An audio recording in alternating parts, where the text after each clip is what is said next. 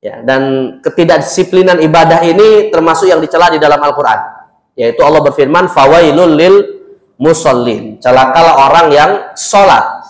Ya, bukan orang yang tidak sholat, Pak. Ya. Orang yang tidak sholat jelas itu celaka. Ini celaka orang yang sholat. Ya. Yang mana kata para ulama tafsir ketika menafsirkan ayat ini, maksudnya yang celaka tapi dia sholat itu terkait dengan 3 orang, 3 kelompok. Yang pertama adalah alladzina hum an sholatihim sahun. Ya, orang yang sholatnya itu lalai. Nah, lalai ini ada 2, Pak.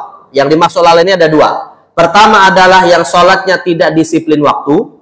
Ya, sholat duhurnya di waktu asar, asarnya di waktu maghrib, maghrib di waktu isya, isyanya di waktu subuh, subuhnya waktu duha.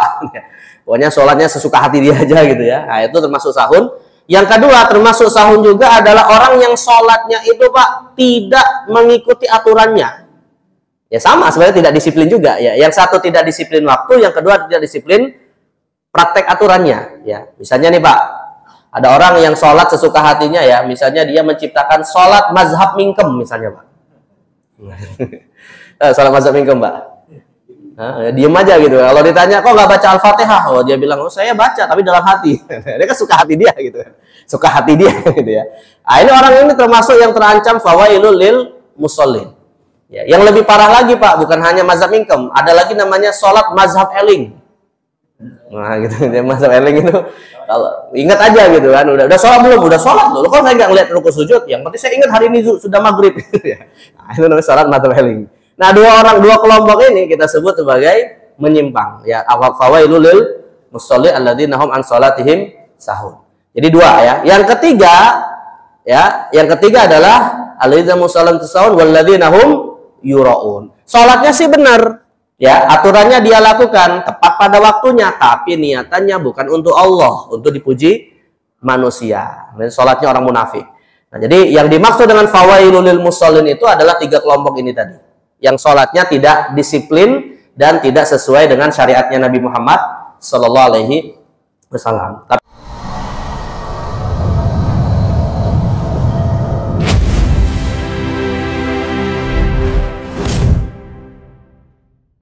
wal mursalin sayyidina wa habibina wa qurrati a'yunina wa imamina wa qaidina wa syafi'ina wa maulana Muhammadin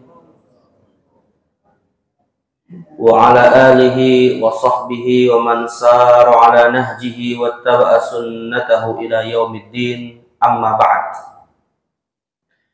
Hadirin Bapak Ibu jamaah kaum muslimin yang dimuliakan Allah Subhanahu wa taala.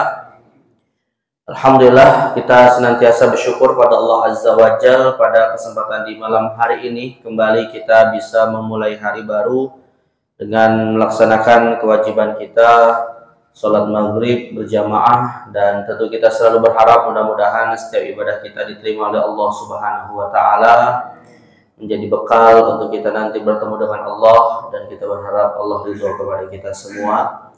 Terlebih alhamdulillah hari ini kita juga sudah memasuki pertengahan bulan Muharram, bulan yang disebut dalam hadis Nabi dengan nama Syahrullah, bulannya Allah Subhanahu wa taala, yang mana kita selalu berharap pada waktu-waktu yang utama Allah Subhanahu wa taala istiqomahkan kita untuk selalu dalam kebaikan, dan mudah-mudahan kita nanti diwafatkan dalam kondisi husnul khotimah. Amin ya rabbal alamin.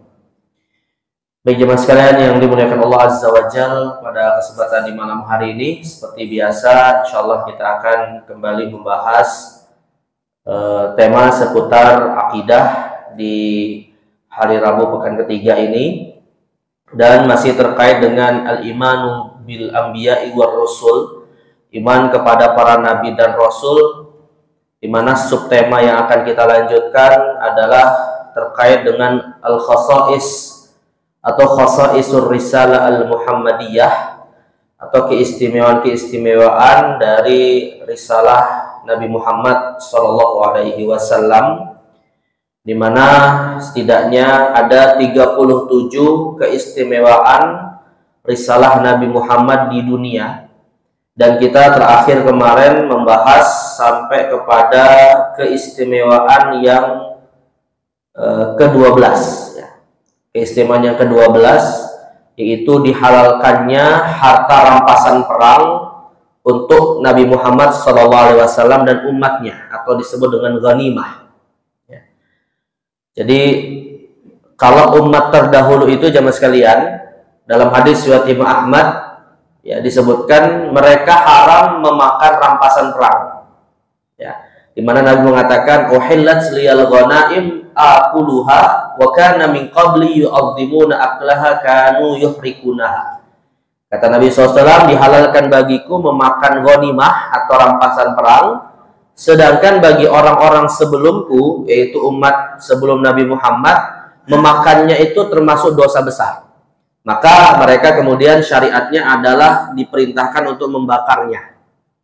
Jadi syariat umat terdahulu itu haram memakan rampasan dari peperangan yang terjadi antara mereka atau antara orang beriman dan orang-orang kafir. Misalnya jemaah sekalian, seperti di antara kisah peperangan umat terdahulu ya yang Allah ceritakan di dalam Al-Qur'an adalah peperangan antara Talut dan Jalut ya, yang di situ kemudian kita tahu ada sosok nabi yang luar biasa, yaitu Nabi Daud alaihi salam. Dan Allah menangkan Talut atas Jalut, yang mana kemudian rampasan perangnya tidak boleh dimakan dan dibakar oleh mereka. Tapi kalau umat Nabi Muhammad SAW, maka kemudian rampasan perangnya menjadi halal. Nah, sedangkan mungkin sedikit saya bicara tentang rampasan perang nih Pak ya. Ini kalau di dalam ilmu fikih, kalau bicara tentang rampasan perang itu Pak, tahu nggak babnya di mana Pak? Hah? Jinayat? Bukan jinayat. Di mana kira-kira Pak? Bab tentang rampasan perang itu dimasukkan dalam bab apa? Yang pastinya bukan bab puasa Pak ya. Nah, kalau di dalam ilmu fikih Pak, rampasan perang itu masuk dalam pembahasan perbendaharaan negara. Ya, jadi sumber daya untuk keuangan negara. Kalau di kita hari ini masuk kategori sumber APBN Pak. Sumber APBN ya.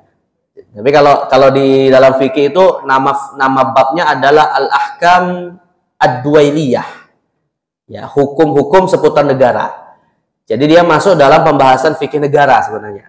Ya. Atau kalau di dalam ilmu fikih dia masuk dalam bab muamalah. Karena dalam bab muamalah itu jemaah sekalian, fikih muamalah itu ada 5 pembahasannya. Ya, pertama, hukum Islam yang mengatur interaksi antar keluarga. Namanya disebut ahwal syaksiyah.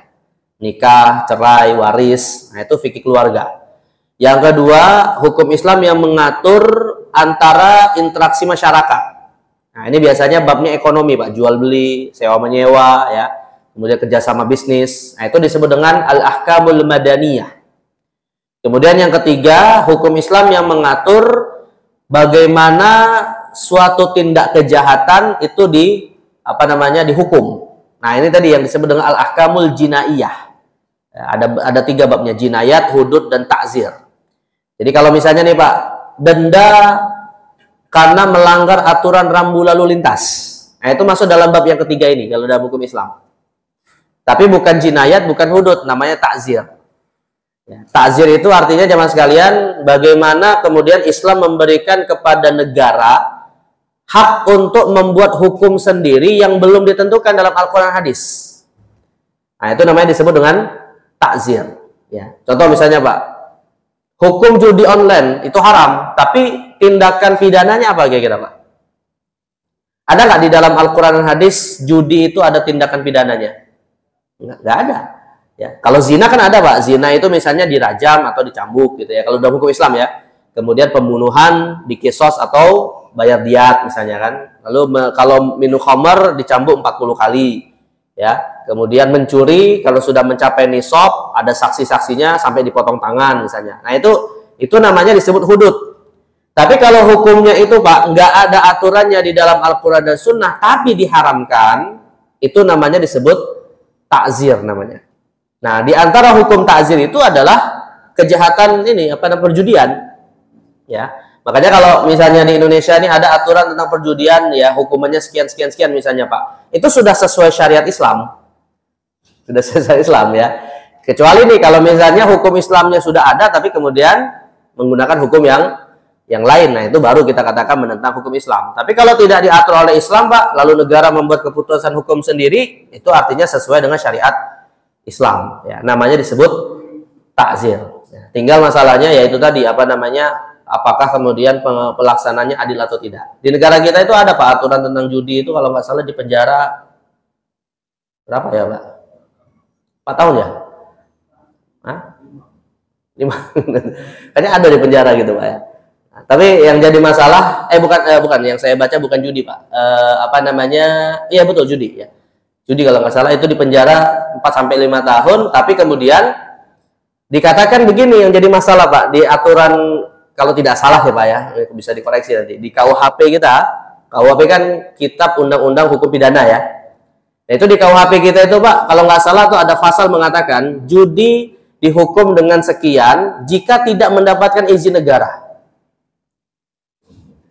Berarti kalau dapat izin negara jadi halal gitu kan, bebas gitu. Nah, ini yang jadi masalah gitu. Padahal kalau dalam Islam kan mau diizinin negara apa enggak ya namanya judi adalah haram gitu kan. Nah, itu jadi makanya ini ada klausul pasal yang jadi masalah gitu ya. Nah, tapi kalau dari sisi hukum asalnya ya itu masuk kategori hukum haram. Nah, ini yang ketiga. Yang keempat Pak. Nah, yang keempat adalah Islam mengatur interaksi antara penguasa dengan rakyat. Namanya disebut dengan yang tadi saya sebut ahkam duwailiyah. Atau bisa juga dengan kita sebut fikih negara. Nah, pembahasan di antara fikih negara ini diantaranya adalah terkait dengan apa? Bagaimana negara ini kemudian dijalani melalui kas khususnya yang kita sebut APBN itu, Pak. Nah, di antara sumber-sumber pendanaan di dalam Islam, di dalam negara Islam itu adalah rampasan perang. Nah, itu termasuk juga sumber daya alam gitu ya. Kemudian apa namanya? Ada istilah dharaib dan seterusnya. Nah, itu maka di antara hukum Islam yang mengatur tentang negara terkait dengan peperangan yang di dalamnya ada rampasan perang. Nah, rampasan perang itu sendiri, Pak, di dalam Islam sebenarnya ada 3 jenis ya. Ada namanya ghanimah, ada namanya fai', ada namanya an-nafl. Ada satu surat sendiri, Pak, ada satu surat di dalam Al-Qur'an itu yang artinya rampasan perang. Surat apa, Pak? Surat yang artinya rampasan perang. Al-Anfal. Jadi Al-Anfal itu rampasan perang, ya. Tapi rampasan perang itu ada yang didapatkan lewat peperangan, nah itu namanya ghanimah. Dan ada yang didapatkan tanpa melalui peperangan, itu namanya fai'. Dan dua-duanya disebut Al-Anfal. Nah, itu ya. Nah, jadi ini biar kita menambah wawasan ya Mas kalian, meskipun secara praktis ya apa namanya hukum-hukum ini kan di negara kita nggak berlaku Pak, apalagi di dunia sekarang ini secara hukum internasional kan peperangan tidak terjadi ya, kecuali di negara-negara tertentu saja yang mana ada aturan tersendiri tentang rampasan perang. Baik, jadi intinya sekali lagi di antara keistimewaan syariat Nabi Muhammad SAW dihalalkannya umat Nabi Muhammad memakan rampasan perang. Ya. Memakan di sini maksudnya memiliki dan seterusnya ya, bukan arti letter-nya harus makan gitu ya, artinya memiliki barang yang dia dapat dan seterusnya. Baik, kemudian yang ke-13 sama sekarang kita lanjutkan ya, keistimewaan yang ke-13. Nah, ini diistimewakannya umat Nabi Muhammad ini dengan hari Jumat. Ya, diistimewakannya umat Nabi Muhammad dengan hari Jumat. Dalam satu riwayat Pak, sebelum saya bacakan hadis ini ya, dalam satu riwayat itu disebutkan kata Nabi SAW, yahsudunal yahud salasa. Kata Nabi SAW, orang-orang Yahudi itu dengki kepada kita dalam 3 masalah, Pak. Mereka dengki kepada kita. Yang pertama adalah mereka dengki kepada kita dengan hari Jumat sebagai ibadah, sebagai waktu ibadah. Yang kedua, mereka dengki kepada kita dengan soft-soft sholat kita. Ya. Dan yang ketiga, mereka dengki dengan kita, Pak, dengan ucapan amin setelah membaca Al-Fatihah. Jadi ketiga amalan ini, ketiga ritual ini adalah salah di antara keistimewaan syariatnya Nabi Muhammad SAW yang didengki oleh orang-orang Yahudi. Nah, khusus untuk hari Jumat, rupanya jemaah sekalian, dalam hadis riwayat Ibnu Ahmad, Nabi SAW itu pernah menginformasikan dulunya Pak, orang Yahudi dan Nasrani itu diperintahkan ibadah itu di hari Jumat. Tapi rupanya mereka kemudian tidak bisa menjalani itu secara istiqomah. Mereka itu ibadahnya pingin sesuka hati mereka aja. Ya, pas hari Jumat lagi sulit, dicarilah hari yang lain gitu kan. Nah, akhirnya Rasul mengatakan ya bahwa mereka tidak berhasil melewati ujian Allah. Kata Nabi SAW, Innallaha katabal jum'ata ala man qablana. Allah Subhanahu wa Ta'ala itu telah mewajibkan sholat Jumat kepada umat-umat sebelum kita, Yahudi dan Nasrani khususnya. Tapi fakhtalafu fiha, namun mereka kemudian berselisih. Ya, apakah tetap istiqomah di hari Jumat atau bisa diganti di hari yang lain? Artinya mereka itu Pak adalah umat yang nggak disiplin ibadahnya. Ya, dan ketidakdisiplinan ibadah ini termasuk yang dicela di dalam Al-Qur'an. Yaitu Allah berfirman, "Fawailul lil musallin." Celakalah orang yang sholat. Ya, bukan orang yang tidak sholat Pak ya. Orang yang tidak sholat jelas itu celaka. Ini celaka orang yang sholat. Yang mana kata para ulama tafsir ketika menafsirkan ayat ini, maksudnya yang celaka tapi dia sholat itu terkait dengan 3 orang, 3 kelompok. Yang pertama adalah alladzina hum an sholatihim sahun, ya, orang yang sholatnya itu lalai. Nah, lalai ini ada 2 Pak. Yang dimaksud lalai ini ada 2. Pertama adalah yang sholatnya tidak disiplin waktu, ya, sholat duhurnya di waktu asar, asarnya di waktu maghrib, maghrib di waktu isya, isyanya di waktu subuh, subuhnya waktu duha. Pokoknya sholatnya sesuka hati dia aja gitu ya. Nah, itu termasuk sahun. Yang kedua termasuk sahun juga adalah orang yang sholatnya itu Pak tidak mengikuti aturannya. Ya sama, sebenarnya tidak disiplin juga ya. Yang satu tidak disiplin waktu, yang kedua tidak disiplin praktek aturannya. Ya, misalnya nih Pak, ada orang yang sholat sesuka hatinya ya. Misalnya dia menciptakan sholat mazhab mingkem misalnya Pak. Sholat mazhab mingkem Pak. Nah, diem aja gitu. Kalau ditanya kok nggak baca Al-Fatihah, oh dia bilang, oh saya baca tapi dalam hati. Dia kan suka hati dia gitu, suka hati dia gitu ya. Nah, ini orang ini termasuk yang terancam fawailul lil musallin. Ya, yang lebih parah lagi Pak, bukan hanya mazhab mingkem, ada lagi namanya sholat mazhab eling. Nah gitu, mazhab eling itu kalau ingat aja gitu kan, udah sholat belum? Udah sholat loh. Kok saya nggak ngeliat rukuk sujud? Yang penting saya ingat hari ini sudah maghrib. Nah, itu namanya sholat mazhab eling. Nah, 2 kelompok ini kita sebut sebagai menyimpang. Ya, fawailul lil musallin alladzina hum an sholatihim sahun. Jadi 2 ya. Yang ketiga adalah alladzina musallin sahun walladzina hum yuraun. Salatnya sih benar. Ya, aturannya dia lakukan tepat pada waktunya, tapi niatannya bukan untuk Allah, untuk dipuji manusia. Salatnya orang munafik. Nah, jadi yang dimaksud dengan fawailul lil musallin itu adalah 3 kelompok ini tadi. Yang sholatnya tidak disiplin dan tidak sesuai dengan syariatnya Nabi Muhammad Sallallahu Alaihi Wasallam. Tapi banyak orang kadang meletakkan ayat ini bukan pada tempatnya Pak ya. Kadang ada orang ya walaupun mungkin niatannya baik Pak. Misalnya gini ya, ada orang misalnya sholat duhurnya itu jam 2 siang. Ya, ada orang nih Pak sholat duhur jam 2 siang. Terus akhirnya karena dia sholatnya tidak di awal waktu, ya menurut sebagian orang itu kurang baik. Akhirnya dikatakan fawailul lil musallin. Padahal orang yang sholat zuhur jam 2 siang itu Pak, itu terancam nggak dengan fawailul lil musallin? Hah? Nggak terancam. Oh dia masih sholat pada waktunya kan? Ya kecuali kalau sholat zuhurnya jam 2 malam, nah itu baru fawailul lil musallin. Tapi kalau masih jam 2 siang, artinya masih ada waktunya, di waktu itu walaupun dia tidak mengambil sholat di awal waktu, itu belum terancam dengan fawailul lil musallin. Ya. Tapi kan kadang ada Pak, yang kemudian orang menggunakan ayat ini untuk tadi ya, melarang orang sholat tidak pada awal waktu, ya. Bedakan antara istilah awal waktu dengan tepat waktu, Pak. Awal waktu dengan tepat waktu. Ya. Kalau awal waktu itu setelah azan dan iqomah, sedangkan kalau tepat waktu ya masih pada waktunya, gitu ya. Orang sholat duhur jam 2:30 pun masih pada waktunya. Ya. Jadi artinya fawailul musallin itu tadi saya katakan seperti orang yang sholat duhurnya di waktu asar misalnya. Nah itu fawailul lil musallin.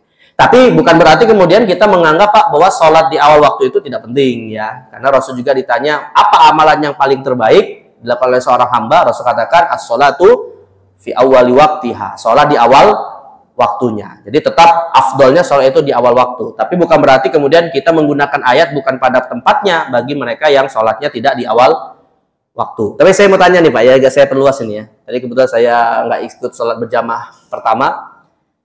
Mau saya tanya nih begini Pak, mana yang afdol Pak? Kalau tadi sih saya tidak dalam kondisi itu ya, tapi ini saya mau tanya, mana yang paling afdol? Kalau kita mendapati imam dalam posisi tahiyat akhir, ya, kita dapat imam pada posisi tahiyat akhir, lalu kemudian kita baru datang ke masjid, ketemu dengan beberapa orang yang bisa melakukan sholat berjamaah, afdolnya langsung ikut imam mendapat tahiyat akhir atau buat jamaah baru, menunggu imam selesai? Buat jamaah baru atau langsung ikut imam yang tahiyat akhir? Hah? Mana yang afdal? Mana yang afdal? Jawabannya tetap kalau bisa ikut imam yang meskipun dia pada posisi tahiyat akhir. Kenapa jemaah sekalian? Sebab jamaah pertama setelah azan dan iqomah itu beda nilai pahalanya dengan jamaah kedua. Ya, dan kalau kita mungkin pernah mendengar Pak, ada larangan membuat lebih dari satu jamaah.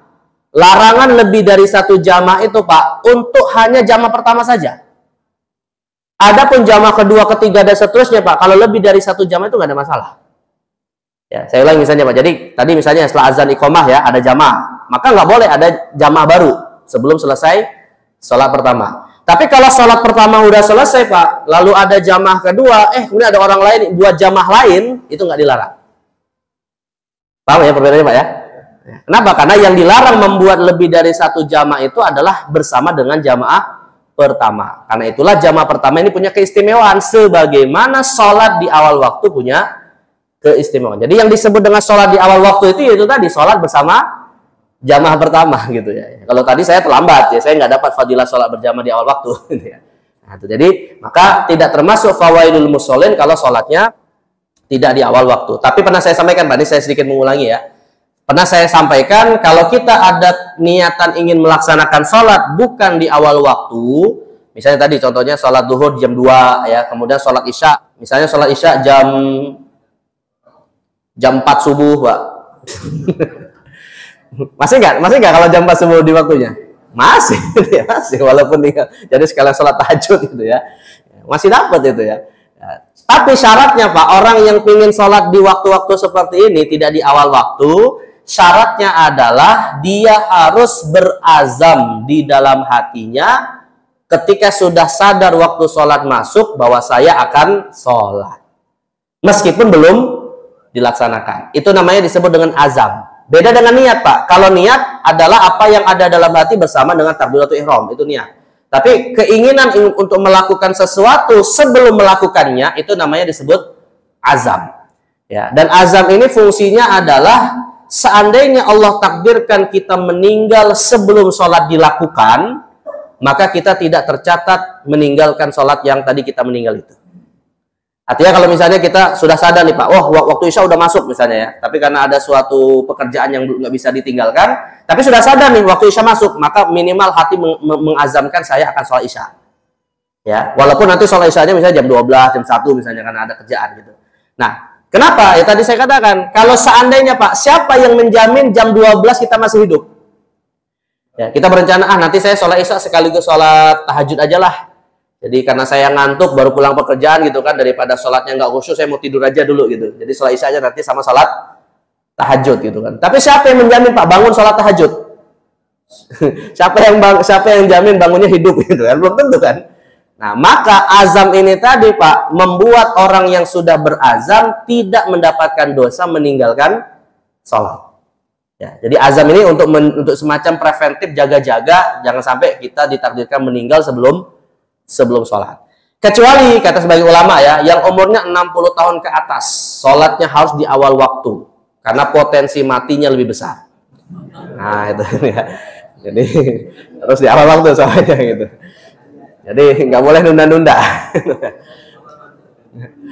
Saya bukan hanya 60 tahun Pak, termasuk ya orang yang mungkin masih muda tapi kena penyakit berat, penyakit keras.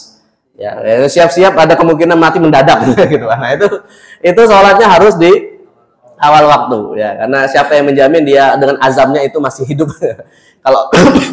kalau orang yang sehat-sehat saja Pak, masih muda ya tadi syaratnya minimal berazam gitu ya. Nah jadi karena kita kan sebenarnya ketika waktu sholat sudah masuk kan kita sudah wajib sebenarnya Pak ya, artinya sudah ada beban di pundak kita harus sholat gitu. Tapi kemudian belum kita lakukan karena suatu hal, maka seandainya tidak dilakukan karena meninggal, ya itu tadi dua solusinya itu. Ya, pertama kalau masih muda masih sehat dengan azam, tapi kalau umurnya sudah tua 60 tahun ke atas, nah itu harus di awal waktu. Ya. Tapi ini pendapat sebagian ulama sih. Kalau sebagian yang lain mengatakan Pak nggak mesti di awal waktu, sama seperti yang masih muda juga minimal ada azam. Ya, ya azam pakai ain atau pakai hamzah Pak? Azam atau azam? Pakai ain atau pakai ain atau pakai hamzah? Kalau pakai hamzah Pak, azam itu artinya bau muluk. bau mulut. Kalau pakai hamzah. Tapi kalau pakai ain, nah itu baru disebut dengan azam, ya niat. Jadi kalau pakai ain itu artinya niat sebelum berbuat. Kalau pakai hamzah azam itu artinya bau mulut. Biasanya ketika seseorang bangun tidur, itu disebut dengan azmun. Nah, jadi bau mulut yang muncul setelah bangun tidur itu disebut dengan azam juga, ya. Nah, jadi hati-hati kasih nama anak, Pak. Ya, masalahnya gini, Pak, di KTP kadang nggak bisa pakai tanda petik. Ya bisa nggak pakai tanda petik, Pak? Masuk KTP? Nggak bisa kan, ijazah gitu ya. Kalau misalnya disuruh ngisi kolom-kolom gitu, Pak, ada nggak kolom tanda petik? Nggak ada. Jadi masalah. Makanya saya punya beberapa mahasiswa itu, Pak, di kampus ya, rata-rata mahasiswi gitu. Itu namanya yang pakai tanda petik ini kebingungan, Pak. Ada namanya Halimatus Sa'diyah. Sa'diyah itu pakai apa itu? Ada tanda petiknya gitu ya. Makanya akhirnya disiasati pakai K, jadi kayak majelis taklim itu jadi majelis taklim. Pakai K gitu ya. Nah, ya itu makanya jadi ya azam itu kan harusnya kalau dalam bahasa Indonesia pakai tanda petik kan, azam gitu kan ya. Tapi masalahnya di KTP kita tidak cocok, nah itu jadi masalah. Baik, tapi intinya sih harus dipahami bahwa azam itu pakai ain gitu, walaupun hurufnya pakai A gitu ya. Nah, kemudian kata Nabi SAW, jadi intinya orang-orang umat terdahulu itu, Pak, mereka tidak berhasil menjalankan perintah Allah ibadah di hari Jumat. Wahadanallahu laha. Lalu Allah memberi kita hidayah untuk bisa beribadah di hari Jumat. Fannasulana fiha taba'. Maka kemudian orang-orang mengikuti kita ibadah di hari Jumat. Artinya umat Nabi Muhammad sampai hari kiamat ibadah utamanya di hari Jumat. Adapun ghadan lil yahud wa ba'da ghadin lin nasara. Adapun esoknya untuk orang Yahudi, sedangkan lusanya untuk orang Nasrani. Artinya hari Sabtunya untuk orang Yahudi, kemudian Ahadnya orang Nasrani. Makanya para ulama kemudian, Pak, memakruhkan ibadah puasa yang dikhususkan di hari Sabtu dan hari Ahad. Kenapa? Karena itu termasuk merayakan hari raya ahli kitab. Tapi termasuk juga, Pak, dimakruhkan berpuasa di hari Jumat juga secara khusus, ya. Kenapa? Karena hari Jumat hari raya umat Islam. Yang namanya hari raya itu kan bukan dengan puasa gitu kan. Nah, maka dimakruhkan. Kecuali kalau kita puasanya ada sebabnya, misalnya Ayyamul Bid, ya, atau puasanya itu misalnya nggak ada sebabnya tapi dirangkai dengan hari Kamis atau hari Sabtu. Intinya tidak berpuasa secara khusus di hari Jumat tanpa sebab, ya. Jadi ini keistimewaan hari Jumat yang diberikan kepada umat Nabi Muhammad karena berhasil menjalankan perintah untuk beribadah di dalamnya. Makanya sebenarnya bagusnya ya seperti rata-rata pesantren, Pak, ya. Harusnya liburan itu bagusnya di hari Jumat. Kalau pesantren-pesantren kan liburnya hari Jumat gitu kan. Ya. Tapi kalau sekolah umum kan hari Sabtu atau hari Ahad. Baik, kemudian keistimewaan yang lain, Mas kalian. Keistimewaan yang lain untuk syariat atau untuk risalah Nabi Muhammad SAW adalah khusus untuk Nabi Muhammad. Allah menyeru Nabi Muhammad SAW di dalam Al-Quran dengan tugas kenabian. Dan kita, Pak, dilarang memanggil nama Nabi Muhammad tanpa menyebut kata Nabi. Ya, jadi para sahabat Nabi Muhammad itu dilarang. Kalau misalnya manggil Rasulullah, wahai Muhammad, ya itu dilarang. Ya, mereka itu ketika memanggil Nabi Muhammad, ya menyebut wahai Nabi atau wahai Rasul, atau kalau ingin menyebut nama Muhammad, ya disebut wahai Nabi Muhammad. Ya, dilarang menyebut langsung nama beliau kalau tujuannya adalah untuk Nabi Muhammad, Pak, ya. Tapi kalau kita punya teman namanya Muhammad atau kita punya anak namanya Muhammad, ya kita panggil Muhammad, jangan panggil Nabi Muhammad. Jadi masalah nanti, ya. Ini kalau kita memanggil seseorang yang kita maksudkan Nabi Muhammad sallallahu alaihi wasallam. Kenapa, Mas kalian? Kok dilarang, ya? Sebab Allah sendiri memanggil Nabi Muhammad tidak dengan namanya. Ya, bahkan, Pak, Nabi Muhammad kalaupun dipanggil dengan namanya itu pun dikaitkan dengan tugas beliau sebagai Rasul. Ya, misalnya ya di dalam Al-Quran cukup banyak ayat-ayat yang Allah mengatakan ya ayyuhan nabi, wahai nabi. Kemudian dalam soal Maidah juga ada ya ayyuhar rasul. Ya, dan kalaupun Allah menyebut nama Muhammad, Pak, ada setidaknya 4 nama ya Nabi Muhammad disebutkan dalam Al-Quran. 4 nama Muhammad ini disebutkan dalam Al-Quran, semuanya dikaitkan dengan tugas beliau sebagai seorang Rasul. Ya, misalnya soal Imran, Allah katakan, wa ma Muhammadun illa Rasul. Tiadalah Muhammad itu kecuali seorang Rasul. maka Muhammadun aba ahadim min rijalikum walakin Rasulullah.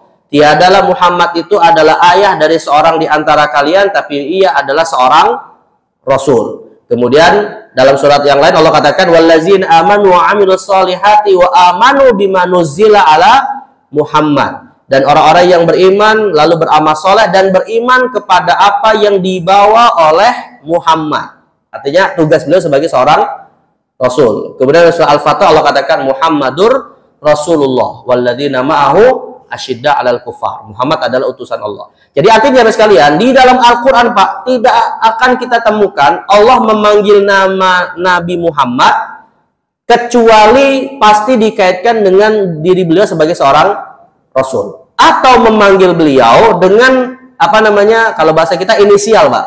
Misalnya ya ayyuhal muzammil, ya ayyuhal muddatsir, ya. Nah, itu yang disebutkan begitu. Jadi tidak langsung disebut nama Muhammad sebagai nama saja.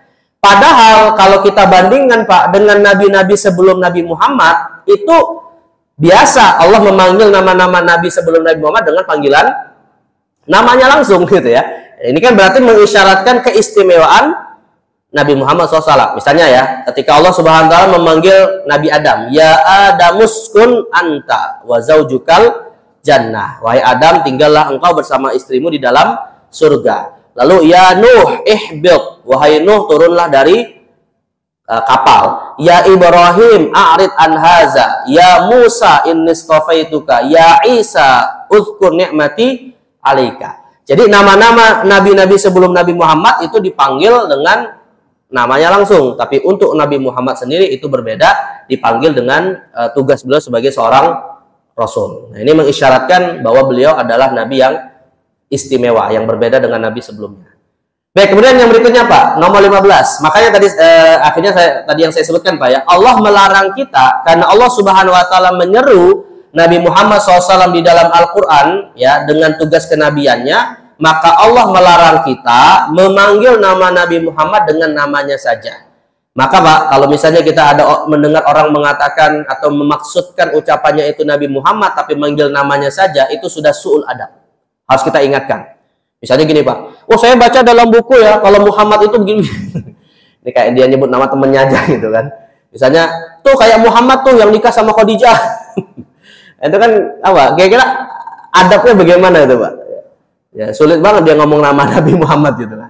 Nah, jadi tidak layak nama Nabi Muhammad dipanggil hanya dengan nama saja ya. Bahkan dalam hadis dikatakan Pak, termasuk orang yang bakhil kata Nabi SAW adalah orang yang nama Nabi Muhammad disebutkan dia enggan bersolawat ya. Wal bakhilu man dzukira ismi wa lam yusalli alayya. Ya, orang yang bakhil itu adalah orang yang disebutkan namaku tapi dia tidak bersolawat kepadaku. Ya. Dan ada 3 kelompok manusia Pak, yang kata Nabi SAW nanti merugi di hari kiamat. Ya. 3 orang ini akan merugi di hari kiamat. Siapa Pak? Yang pertama, rohima anfu rajulin laqiya ramadhana tsumman salakha wa lam yughfar lahu. Celakalah seseorang yang diberi kesempatan bertemu dengan Ramadan, tapi Ramadan meninggalkannya, ia tidak diampuni oleh Allah. Yang kedua, waragima an furajulin laqiya abawahi aw ahadahuma hayyan wa lam yudkhilahul jannah. Celakalah seseorang yang diberi kesempatan bertemu dengan kedua orang tuanya atau salah satu di antara keduanya dalam kondisi hidup, tapi pertemuan itu tidak membuat sang anak masuk surga. Dan yang ketiga, waragima an furajulin dzukirtu indahu wa lam yusalli alayya. Dan celakalah seseorang yang namaku disebutkan di hadapannya tapi dia tidak bersolawat kepada Nabi Muhammad sallallahu alaihi wasallam. Nah, jadi maka ada 2 hal ini yang harus kita pahami, tidak menyebut nama Nabi Muhammad hanya sekedar nama saja, dan yang kedua, setiap kali nama beliau disebut kita mengucapkan solawat kepada Nabi Muhammad SAW. Jadi kata Allah Subhanahu wa taala, Pak, la taj'alu du'a ar-rasuli bainakum ka du'a'i ba'dikum ba'dha. Dalam surah An-Nur ayat 63 Allah berfirman, janganlah kamu jadikan panggilan Rasul di antara kamu seperti panggilan sebagian kamu kepada sebagian yang lain. Jadi kalau kita manggil teman kita kan manggil namanya biasa Pak. Nggak usah kita manggil teman kita Pak ya. Kita manggil bapak teman kita aja kan kadang nyebut apa? Pakai bapak kan. Jadi jangan saking oh saya udah akrab sama Bapak Fulan gitu, panggilan namanya gitu ya. Itu aja nggak sopan Pak, apalagi kalau Nabi Muhammad Sallallahu Alaihi Wasallam ya. Baik, nah jadi sekali lagi ini keistimewaan Nabi Muhammad Sallallahu Alaihi Wasallam, tidak boleh kita panggil kecuali dengan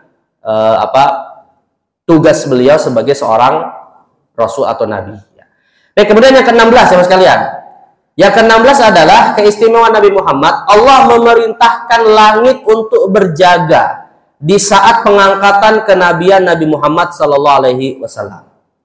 Jadi artinya jemaah sekalian, sebelum Nabi Muhammad diutus Pak, para jin itu terbiasa mengambil-ngambil rahasia langit, ya, nguping-nguping rahasia langit yang akhirnya disampaikan kepada para penyihir, kepada para peramal untuk kemudian menginformasikan kejadian-kejadian yang akan datang, gitu ya. Itu biasa. Tapi ketika Nabi Muhammad diutus sebagai Rasul Pak, akhirnya langit ditutup pintunya, ya, diberi penjagaan hingga mereka tidak berhasil mendapatkan informasi itu.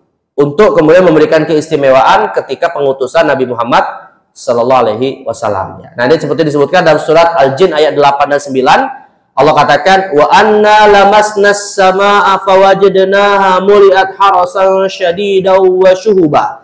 Dan sungguhnya kami telah mencoba mengetahui rahasia langit. Ini perkataan jin, Pak ya. Jadi jin mengatakan kami mencoba untuk mengetahui rahasia langit. Maka kami mendapatinya langit itu penuh dengan penjagaan yang kuat dan panah-panah api. Wa anna kunna naq'udu minha maq'ida lis-sam'i. Kata para jin, dan kami sesungguhnya dahulu biasa menduduki beberapa tempat di langit untuk mendengarkan berita-berita langit. Faman yastami'il ana yajid lahu shihabar rasada. Tetapi sekarang barang siapa yang mencoba mendengar-dengar hal tersebut, maka ia akan menjumpai panah api akan mengintai untuk membakarnya. Kapan ini terjadi, Pak? Kapan ayat ini disampaikan? Atau kapan jin ini berkata seperti itu? Dulunya kami biasa mendapatkan berita di langit, tapi sekarang kami mendapati setiap kali mau mendekati langit akan ada panah-panah api yang kemudian menyambar kami. Nah, kata para ulama tafsir, Pak, peristiwa ini dimulai dari sejak diutusnya Nabi Muhammad Sallallahu Alaihi Wasallam. Nah, jadi artinya ketika Nabi berumur 40 tahun, nah itu langit-langit kemudian beri penjagaan dengan adanya panah-panah ini. Tapi kita cukup imani aja Pak ya, nggak usah ditanya Pak, ini panahnya ukurannya berapa sentimeter gitu ya, kemudian apinya terbuat dari apa, ya cukup imani aja. Ini urusan gaib gitu ya. Ya kita nggak ada kewajiban untuk tahu gitu Pak. Terus gimana kalau jinnya kena panah, apa gimana diobati gitu ya. Itu urusan itu kita cukup imani saja informasi gaib ini. Yang sebenarnya sih Pak, sebenarnya kan Allah Subhanahu wa taala Maha berkuasa ya, mau sejak zaman Nabi Muhammad diutus ataupun kapanpun kan kalau ingin dijaga kan itu suatu yang biasa, suatu yang bagi Allah mudah sekali gitu Pak ya. Tapi sekali lagi ya, kenapa kok kemudian digambarkan sebelum Nabi Muhammad diutus jin-jin itu bisa mendapatkan rahasia langit, tapi setelah Nabi diutus mereka sulit? Ini semua bukan untuk kita meragukan kekuasaan Allah, tapi untuk kita memahami begitu pentingnya Nabi Muhammad Sallallahu Alaihi Wasallam. Jadi tujuannya untuk memuliakan Nabi Muhammad Sallallahu Alaihi Wasallam. Ya sama Pak, seperti misalnya bagi Allah mudah saja kemudian untuk menciptakan seluruh manusia itu beriman gitu ya. Atau bagi Allah mudah saja menciptakan semua orang tidak beriman gitu kan. Berimannya seluruh manusia tidak mengurangi kekuasaan, tidak menambah kekuasaan Allah. Kafirnya seluruh manusia juga tidak mengurangi kekuasaan Allah. Ya. Tapi hal itu semua kembali kepada manusianya. Jadi kita beribadah kepada Allah, Allah tidak bertambah kekuasaannya. Karena kita beribadah kepada Allah bukan untuk kepentingan Allah, tapi kepentingan kita sendiri manusia. Nah, maka apapun yang kita dapati dari peristiwa-peristiwa gaib ini tadi, ketika dimuliakannya Nabi Muhammad dan seterusnya, itu semua tujuannya bukan untuk kekuasaan Allah, karena Allah tidak berkurang sedikit pun kekuasaannya ya, tapi untuk kemuliaan Nabi Muhammad dan juga umat Nabi Muhammad Sallallahu Alaihi Wasallam. Baik, ini informasi di masa Nabi Muhammad diutus, jin tidak bisa mengambil berita-berita tersebut. Ya. Kalau penasaran Pak, nanti kita tanya jin ya, apakah benar seperti itu. Dan jin di sini tidak hanya jin beriman Pak, termasuk jin bukan hanya jin kafir maksud saya, tapi juga termasuk jin beriman gitu ya. Artinya bisa jadi jin yang sudah beriman tapi dia jahat, nakal gitu ya. Jadi yang namanya jin itu Pak, yang pernah kita bahas sebelumnya ya, jin itu sama seperti manusia. Ada yang kafir, ada yang beriman. Yang beriman pun ada yang taat, ada yang fasik, ada yang bandel gitu ya. Jadi jangan kita bayangin semua jin itu kalau beriman pasti baik gitu, belum tentu Pak. Nah, makanya di dalam surah Al-Jin ini sampai dikatakan kan bahwa apapun bentuk kita meminta bantuan kepada jin, pastilah itu adalah kerugian.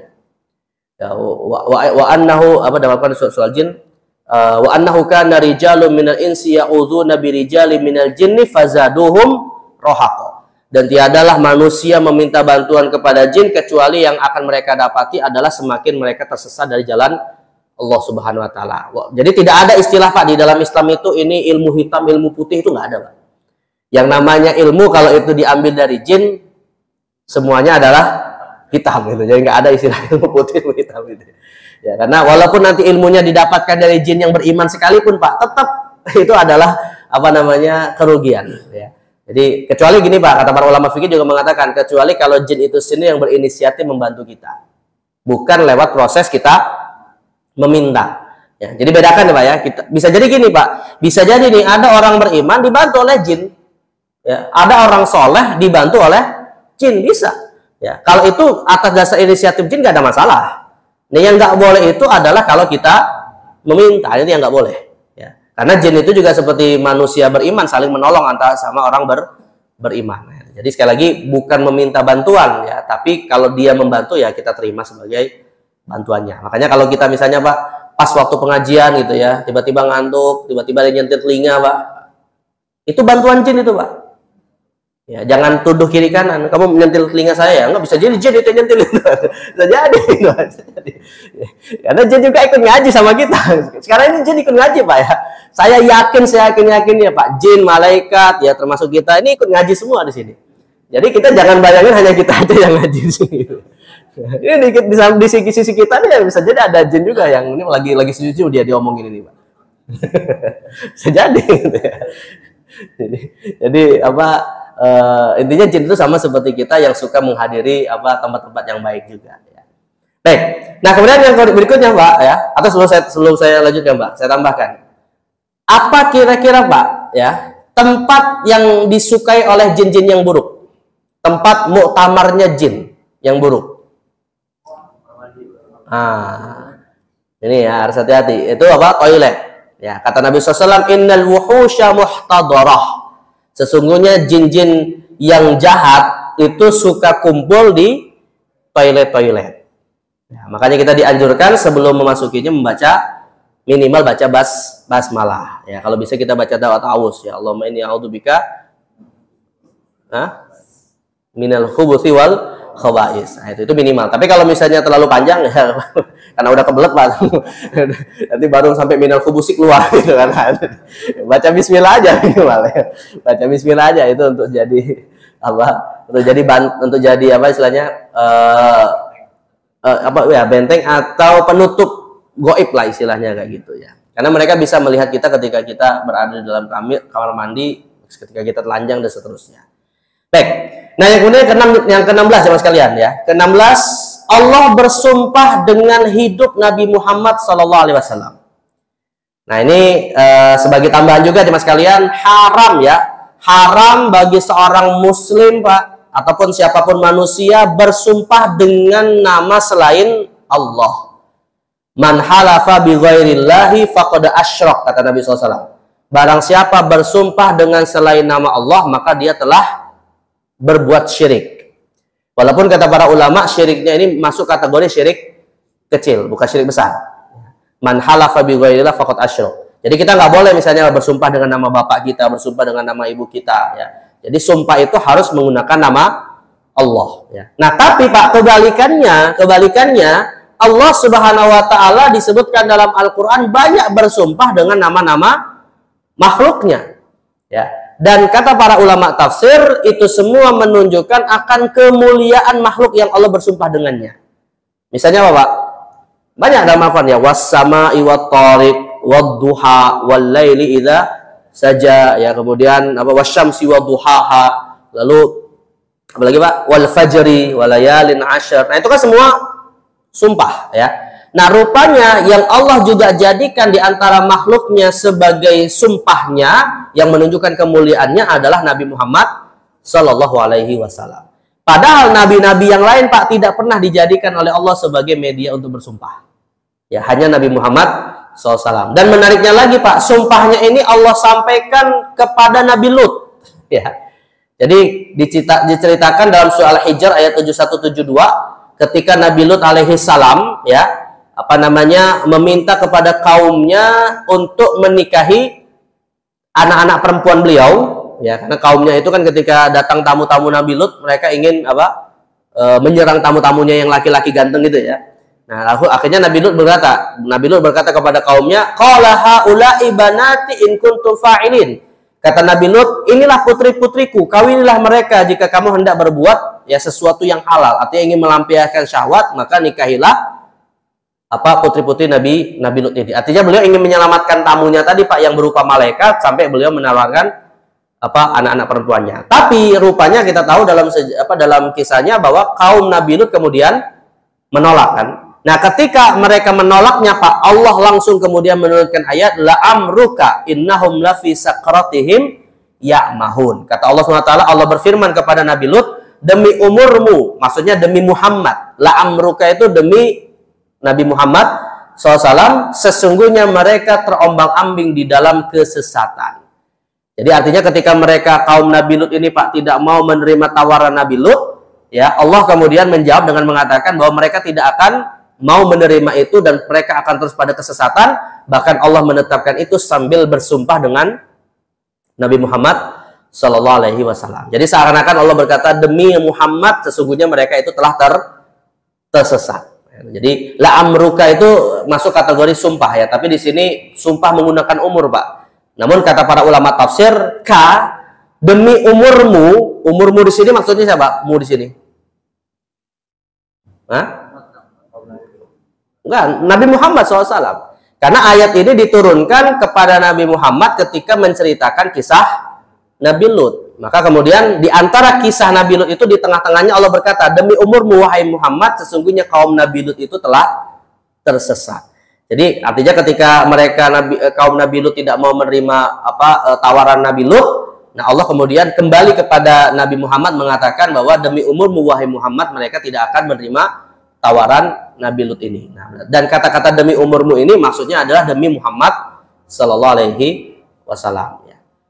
Baik, kayaknya udah masuk waktu siapa ya? Hah? Azan ya? Oh, udah nggak terasa nih ya. Baik, mungkin ini yang bisa saya sampaikan. Kita baru sampai keistimewaan yang ke-16 ya, dari ke-37 keistimewaan. Insya Allah akan kita bahas lagi beberapa keistimewaan lainnya. Yang sekali lagi, Pak, tujuan utamanya adalah untuk kita ya istilahnya berbanggalah bahwa kita ditakdirkan menjadi bagian dari umat Nabi Muhammad Sallallahu Alaihi Wasallam. Mudah-mudahan Allah wafatkan kita dalam bermilah dengan ajaran Nabi Muhammad Sallallahu Alaihi Wasallam dan dikumpulkan bersama beliau nanti di Jannah Firdausnya. Amin ya Rabbal Alamin. Baik, mungkin ini yang bisa saya sampaikan, bermanfaat. Mungkin nggak ada pertanyaan, Pak ya? Atau ya dah, tunggu satu sekali.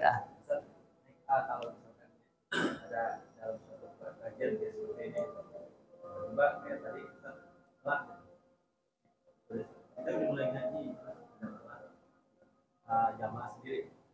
Mereka suaranya lebih kencang dari kita bagian. Apakah kita berhenti dulu menunggu mereka? Sholat maksudnya? Iya, sholat jamaah. Kita berhenti dulu atau menunggu mereka sebelum itu kejadian kajian maghrib dan sholat jamaah tapi kencang kita lagi kajian. Sebenarnya, Pak, sebenarnya kalau tidak ada rasa dalam tanda kutip saling mengganggu gitu ya. Masalahnya kenapa ini dibenturkan, Pak? Karena kesannya itu kayak ada rasa-rasa saling mengganggu. Artinya yang sholat ya tentunya dia mengeraskan suara karena berjamaah gitu kan. Yang sholat berjamaah dengan mengeraskan suara seakan terganggu oleh adanya kajian ilmu. Nah, sedangkan ustadz yang menyampaikan ilmu kadang juga bisa saja merasa terganggu dengan suara yang sedang sholat. Sebenarnya itu kan bisa jadi, Pak, ada, kalau menurut saya kalau kita tidak merasa ada rasa terganggu gitu ya, karena rasa-rasa terganggu itu bisa jadi itu datang dari godaan setan, Pak. untuk kita dibenturkan antara dua ibadah yang sebenarnya sama-sama baik. Sholat berjamaah dengan suara keras itu baik, adanya kajian ilmu yang memang sudah terjadwal waktunya juga itu suatu yang baik ya. Maka hakikatnya jangan sampai kita membenturkan kedua hal ini. Dalam arti ya masing-masing nggak merasa terganggu gitu aja. Yang ngaji tetap ngaji, yang sholat tetap sholat. Coba satu contoh aja Pak, yang pernah berangkat haji atau umroh Pak, di kota Madinah misalnya Pak, ketika di jam-jam pengajian ya, ada nggak orang-orang yang sholat Pak? Ada nggak mereka kemudian saling mengingkari? Enggak kan gitu ya. Nah, jadi artinya dalam konteks ini kita jangan merasa ada rasa-rasa terganggu dengan ibadah di samping saudara kita. Atau jangan juga kita kemudian melebihi apa yang sebenarnya sewajarnya. Ya, misalnya gara-gara di situ ada pengajian karena merasa terganggu suaranya dikeras-keraskan dengan diada-adakan gitu, padahal suaranya ala kadarnya seperti itu. Nah, itu kan sebenarnya juga seakan-akan ingin melakukan suatu konfrontasi permusuhan. Nah, jadi sekali lagi menurut saya sih ini kembali kepada hati kita masing-masing untuk kemudian beribadahlah sesuai dengan kondisi masing-masing. Jadi jangan sampai kita merasa itu dibenturkan satu sama lain. Ya begitu Pak. Ya. Baik, cukup ya jam sekalian ya. Mudah-mudahan apa yang kita bahas hari ini manfaat, dan mari kita tutup dengan doa kafaratul majlis. Subhanakallahumma wa bihamdika asyhadu an la ilaha illa anta astaghfiruka wa atubu ilaik. Wassallallahu ala sayyidina Muhammadin nabil ummi wa ala alihi washabihi wa baraka wasallam. Wassalamualaikum warahmatullahi wabarakatuh.